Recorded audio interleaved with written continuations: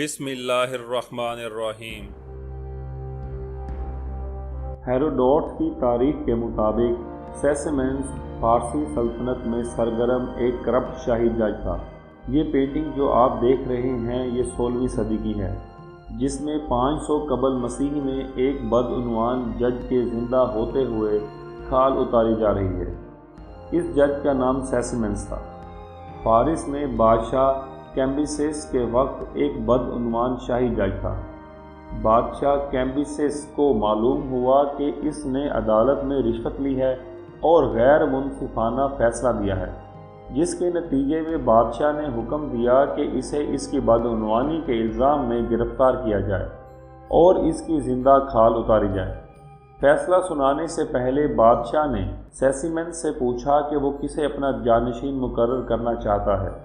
سیسمنس نے لالچ میں اپنے بیٹے اوتانیس کو منتخب کیا۔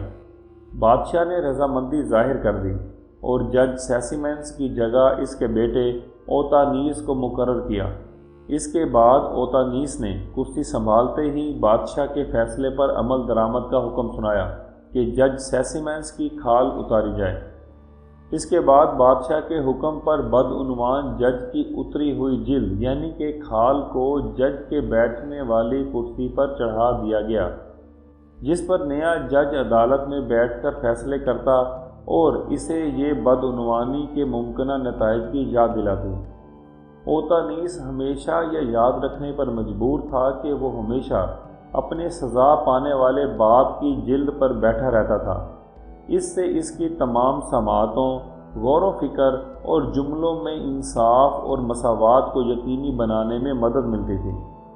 اگر ہم اس تاریخی واقعے کو سامنے رکھتے ہوئے اپنے ملک کے عدالتی نظام کو دیکھیں تو دودھ کا دودھ اور پانی کا پانی ہو جائے گا، کیونکہ ہمارا عدالتی نظام انتہائی کرپٹ اور غیر مؤثر ہے۔ لاکھوں کی تعداد میں مقدمے التوا کا شکار ہیں جن کا فیصلہ نہیں ہو رہا۔ بے گناہ لوگ جیلوں میں سڑ رہے ہیں، 25 سال ایک مقدمے کے فیصلے کو لگ جاتے ہیں، جبکہ یہی عدالتیں اشرافیہ کی خدمت کے لیے ہر وقت تیار رہتی ہیں۔ یہی وجہ ہے کہ مغربی معاشرہ اور ان کا عدالتی نظام ہم سے کئی درجے بہتر ہے۔